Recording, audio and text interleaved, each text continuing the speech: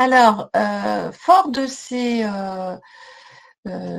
visites pilotes, nous avons réalisé on a tiré les enseignements, hein, et nous avons fait quelques ajustements à la fois sur le référentiel et sur le déroulé des visites. Premièrement, nous avons ajouté, élevé en niveau d'exigence deux critères standards qui deviennent donc impératifs, que sont le critère qui vise à évaluer à ce que les équipes maîtrisent le risque infectieux en appliquant les précautions adéquates, standards et complémentaires.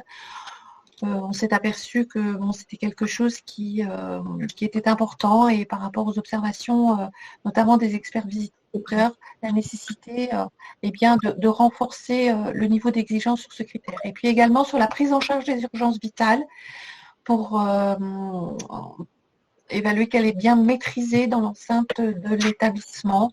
Là aussi, on pensait que peut-être on pourrait passer à un niveau de maturité, et il s'est avéré qu'il était nécessaire de remonter ce niveau-là. Bien évidemment, ces ajustements, nous les avons réalisés en concertation avec les parties prenantes habituelles. Autre ajustement, en ce qui concerne les nouvelle rédaction. Ça a été souligné, nous l'avons entendu, pourtant nous avions simplifié le vocabulaire, nous avions essayé d'être clairs, mais nous n'avons pas été suffisamment. La preuve, c'est que pour 3 des 131 critères, nous avons un petit peu corrigé les éléments. Premier critère, c'est mineur, donc ce sont vraiment des ajustements mineurs. En fait, on nous a fait remarquer à juste titre que dans ce critère sur la pertinence de la transfusion des produits sanguins labiles, nous faisions l'évaluation uniquement des PSL et pas des médicaments dérivés du sang. Donc, il était plus clair que dans son critère, ce soit clarifié. Après, nous avons pris en considération, on s'est adapté aux évolutions, et notamment sur les recommandations et obligations vaccinales, parce que ce ne sont pas que des recommandations. On aurait pu y penser, puisque avant la décision de l'obligation vaccinale contre le Covid, il y avait d'autres vaccins obligatoires, mais on nous l'a fait souligner. Ensuite, en ce qui concerne les analyses des événements indésirables, que nous ciblions initialement que sur les graves, les établissements et les experts nous ont mentionné qu'il était sans doute préférable de faire cette appréciation sur l'ensemble des événements indésirables. Nous avons fait aussi une petite adaptation, puisque ça portait un petit peu ombrage sur le nombre d'évaluations, sur le critère qui concerne l'autorisation de sortie du patient en chirurgie ambulatoire. Antérieurement, il s'appliquait à tout établissement qui avait une activité ambulatoire, et c'est vrai que tous ceux qui n'ont pas de chirurgie, qui n'avaient que de la médecine ou de la psychiatrie ambulatoire, ça n'avait pas lieu d'être. Donc c'était un critère non adapté qui se rajoutait et qui n'avait pas lieu d'être. Donc on a adapté le champ, et donc ça ne sera appliqué que pour ceux qui ont de la chirurgie, puisque très très classiquement, les établissements qui ont de la chirurgie ont ce mode de prise en charge. En ce qui concerne également quelques ajustements de libellé, essentiellement pour être plus clair, sur les 466 éléments d'évaluation au total, on a fait 38 modifications. Je vous en ai cité, vous en ai affiché uniquement 2. Mais vous pourrez les retrouver dans le manuel. Sur l'établissement contribue à prévenir les passages évitables des personnes âgées aux urgences générales. Ça n'est pas que le fait des services qui ont des urgences, c'est le fait de l'ensemble des établissements, et donc on a reformulé pour bien faire comprendre que c'est certes une organisation qui peut être entre autres pilotée par les urgences, mais c'est une préoccupation et un critère qui doit être suivi par l'ensemble des établissements qui ont et qui doivent se soucier de cette prise en charge, qu'ils aient des urgences ou pas. C'est vraiment du travail de coordination et d'équipe avec les équipes des urgences. Après, nous avons profité, et nous profiterons chaque année d'ailleurs pour le faire, de rajouter des nouvelles références. Dans les fiches critères, vous avez effectivement le critère, le libellé qui développe un peu les attendus de ce critère, les éléments d'évaluation, les méthodes, mais également des références qui permettent de guider les uns et les autres, parce que tout le monde n'est pas averti sur toutes les recommandations ou tous les textes fondamentaux. Et donc, on a profité de cette année passée, entre novembre 2020 et là, les ajustements que nous voulions intégrer, pour intégrer également des nouvelles références, qu'elles soient réglementaires, des publications HAS ou autres sociétés savantes. Je vais en citer une par exemple. La HAS a produit un petit document flash sécurité sur la checklist au bloc opératoire. Eh bien, nous l'avons inclus parce que c'est important que quand on est sur ce critère-là, sur la checklist, on sache que ce document qui peut aider à l'appropriation de ce référentiel existe et qu'on puisse le consulter. Après, nous avons, alors en dehors de proprement dit de ce référentiel, fait quelques adaptations sur l'organisation de la visite. Alors déjà, en ce qui concerne un terme qui, à titre personnel, ne me convenait pas beaucoup, donc on a un petit peu saisi l'occasion et puis on a vu qu'on n'avait pas été clair sur les briefings du matin, les briefings du soir. Cet anglicisme, nous l'avons supprimé, nous avons clarifié, c'est-à-dire que là, c'est un bilan d'étape du matin qui s'organise avec la gouvernance et les représentants d'usagers, véritablement pour tous les matins que les experts puissent remonter et dialoguer avec la gouvernance sur ce qu'ils ont observé la veille, soit pour des confirmations, soit pour des demandes complémentaires.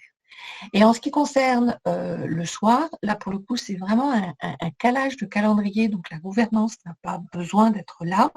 C'est vraiment nos interlocuteurs d'établissement qui s'occupent un petit peu de la logistique pour vérifier que les personnes qui seront auditées seront bien là, que leur composition est bien celle qui était prévue.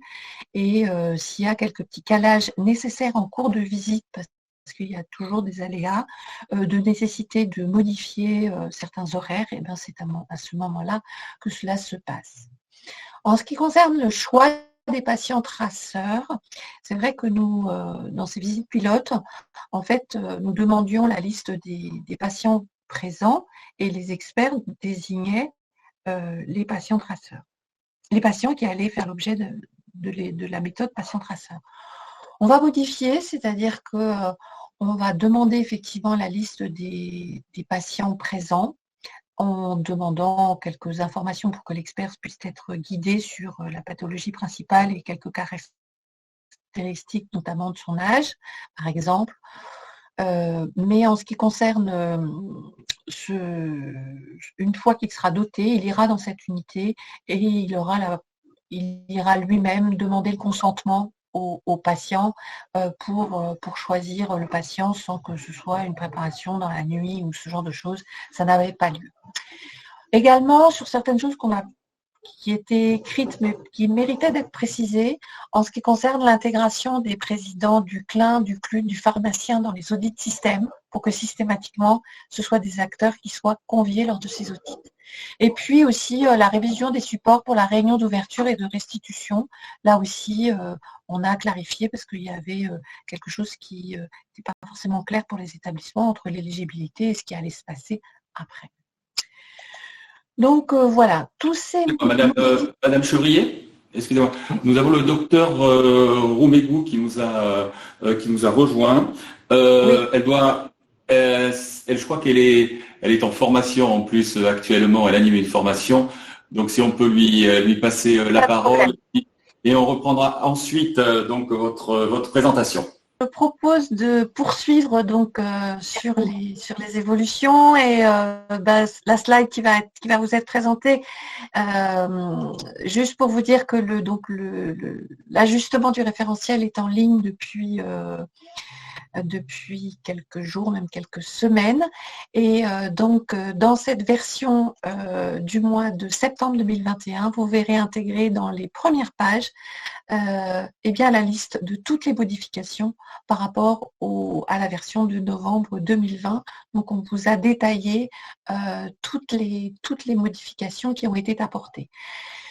Quelque chose d'important, parce que l'on souhaite, et depuis le début, que les établissements puissent avoir le temps de s'emparer de ce référentiel. Tout ce qui est ajustement de libellé donc, est d'ores et déjà mis en ligne et intégré. C'est vraiment, ça va dans la facilitation et dans l'amélioration de l'appropriation, donc nous les avons intégrés. En ce qui concerne les 2 critères que je vous ai présentés tout à l'heure qui passent à un niveau impératif, nous ne l'appliquerons qu'au 1er janvier 2022.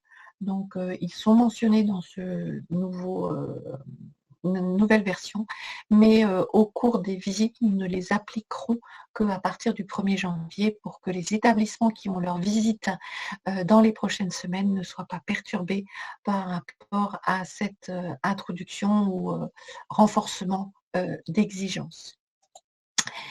Vous êtes présenté sur la région, la répartition des visites. Donc, je vous ai dit tout à l'heure que nous en avions là à ce jour fait 2 visites pilotes et 3 visites déjà au mois de septembre, donc 5 au total sur les 26. Et pour vous montrer un petit peu l'évolution dans les années suivantes, il en est prévu 82 en 2022, 72 en 2023, 38 en 2024 et 17 en 2025. Voilà un petit peu le panel et qui est le panel d'aujourd'hui, sachant que nous sommes sollicités parfois pour certains ajustements et on fait en sorte que ça puisse être réalisé. Je terminerai cette intervention juste pour vous rappeler que nous sommes encore et toujours, et on le sera, nous accueillerons bien volontiers, nous continuons à recruter des experts visiteurs, notamment en ce qui concerne des médecins. Aujourd'hui, pour vous donner une idée sur les 700 experts visiteurs que nous avons au niveau national, il y en a 60 en Nouvelle-Aquitaine, dont 19 médecins et 9 patients traceurs. L'intérêt d'être expert est que les établissements, et je mesure l'effort fait pour les libérer, pour qu'ils puissent être formés et réaliser ces visites, mais nous les formons, donc je pense que cette formation est bénéfique, pas seulement pour réaliser les visites, mais également pour partager et être acteur de la dynamique de conduite de l'amélioration au niveau de l'établissement. Donc ça, c'est aussi un intérêt pour l'établissement. Et c'est aussi profiter d'une expérience, d'aller voir ailleurs. Il y a des experts qui effectivement voient de belles choses et on demande de les valoriser dans les établissements qu'ils visitent. Et c'est effectivement à leur retour, et on a ce retour des experts visiteurs en disant je suis revenue dans mon établissement avec des idées nouvelles que j'ai pu essayer de développer et voir si je pouvais les adapter. Alors, pour rappel, parce que nous avons bien entendu que, notamment pour les médecins, cette mobilisation pour faire des visites qui durent entre 3 et 5 jours était très, très, très mobilisatrice, puisqu'un expert visiteur, du fait de la formation et de l'investissement qu'il fait, on mobilise entre 3 voire 4 fois par an. C'est une grosse mobilisation. Nous avons développé le profil de médecin patient traceur pour réaliser ces patients traceurs. Ils interviennent entre 1 et 2 journées. Et comme vous le voyez, nous cherchons à avoir des experts qui sont le plus en adéquation et connaissant le mieux les spécialités et les secteurs dans lesquels ils vont intervenir. Donc, nous sommes encore à la recherche de certains médecins spécialisés, notamment des psychiatres. Nous en avons là pas mal, mais on aurait besoin d'en avoir encore davantage. Des gastro-entérologues, des pédiatres. Et ça, c'est encore des spécialités, dans toutes les spécialités. On essaye de faire en sorte de mobiliser des experts dont le profil est le mieux calé avec l'activité de l'établissement. Donc voilà, de spécialiser de plus en plus et d'envoyer des experts bien affermis sur les sites qu'ils vont évaluer. Voilà, donc par rapport au temps imparti, je pense on l'a respecté. Je remercie encore très chaleureusement les intervenants pour ces témoignages. Et puis, je vais laisser la parole pour la suite en remerciant tous les professionnels et les représentants des usagers. Et puis, on aura l'occasion de répondre, je crois, en fin de matinée aux nombreuses questions qui ont été posées. Merci. Je précise aux participants que vous pourrez retrouver tous les PowerPoint, tous les diaporamas et tous les supports qui sont présentés aujourd'hui sur le site du CECA à partir de la semaine prochaine.